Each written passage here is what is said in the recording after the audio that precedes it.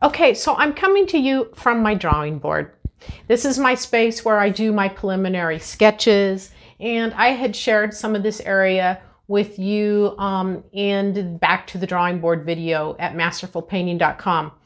But as we've gone through this course, I've noticed there have been some people that have questions about the proportional wheel or the proportional scale. So I thought I would put together a quick video for you just to kind of cover the basics on how to use it. I was sending people to YouTube to a video, but I decided, why not make a video and add it to this course? And that's the beauty of these courses, is I'll keep bringing new things to it and update you when a video is available.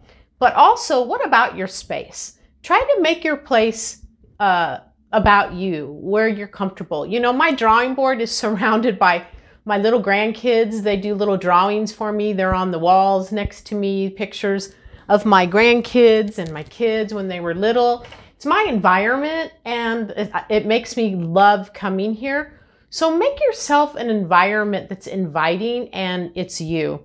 That's one thing I suggest, because if you have those places, and I know not everybody has the space for that, but you can do some things to make it about you and make it comfortable. So I would suggest that you do that. But one thing I'm going to do is I'm going to take you through how to use this proportional wheel. There is a little bit in the drawing section, the thumbnail sketches of this course. I'm just going to do a short demonstration on how to use this.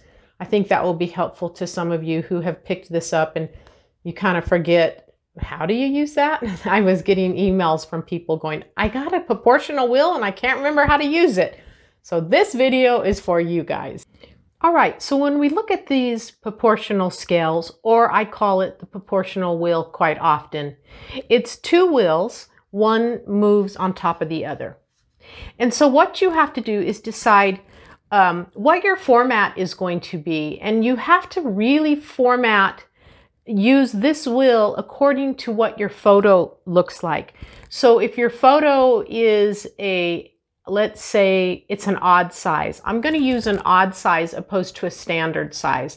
Let's say your photo, when you crop down the scene you want to paint, is a 7 by 15.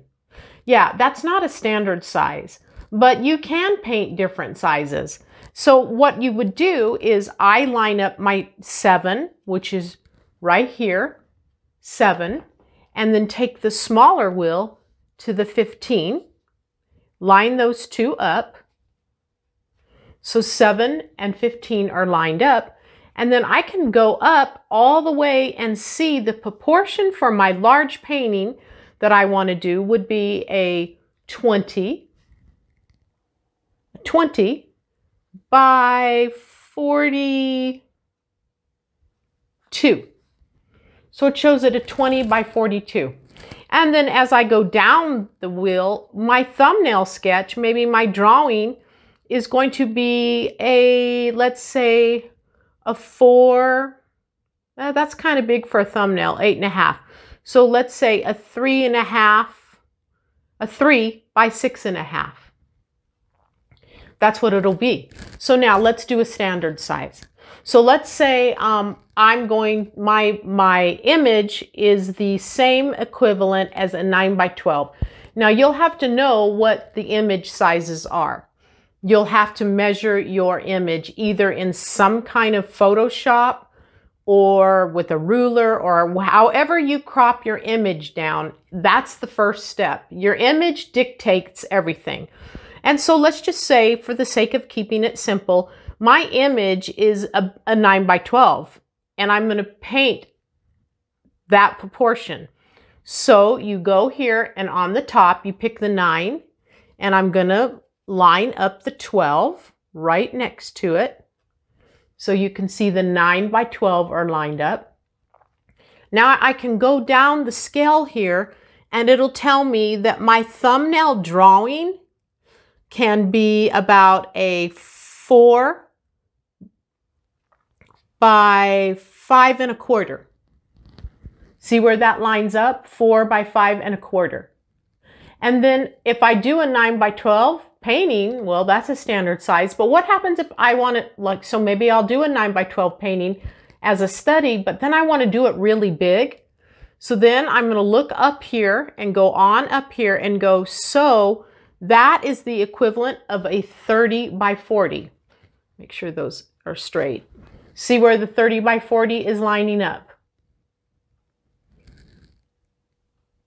30 by 40 there. Go back down here. The 9 by 12 is lined up. The small thumbnail. That's how you use this. Okay, I hope that demonstration was helpful to you. Just remember the most important thing is that your image dictates the proportions or the format. You know, if it's a rectangle or if it's a square or if it's panoramic, your image is the first step that tells you what direction you're going. Then you take those numbers to the proportional scale. Now, I would suggest that you learn how to use some kind of photo editing software. It does not have to be Adobe Photoshop, which is pretty complex, I think. There are others out there where you can just measure a photo, crop it, and then think, okay, I like the way this looks, and then you crop it, and it will tell you within the program the size of that. So I would suggest that you learn some kind of photo editing software program. That's where you start. The image dictates your format. That's one thing you need to remember. I've had students try to put a square photograph on a rectangle canvas. It doesn't work. Vice versa. I've had them take a rectangle photograph and want to put it on a square canvas. Well, you have to crop something. You can't fit these things in there. And it seems like our mind should know that. But I don't know, we get with our paints and we just turn into crazy people and we just want to do it.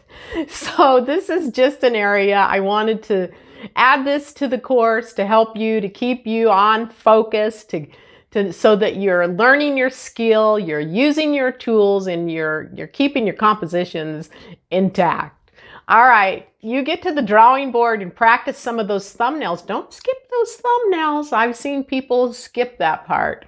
And so I'm here to push you to make you a better painter, a better drawer, and make you do the work. All right, I'll see you further on in the course.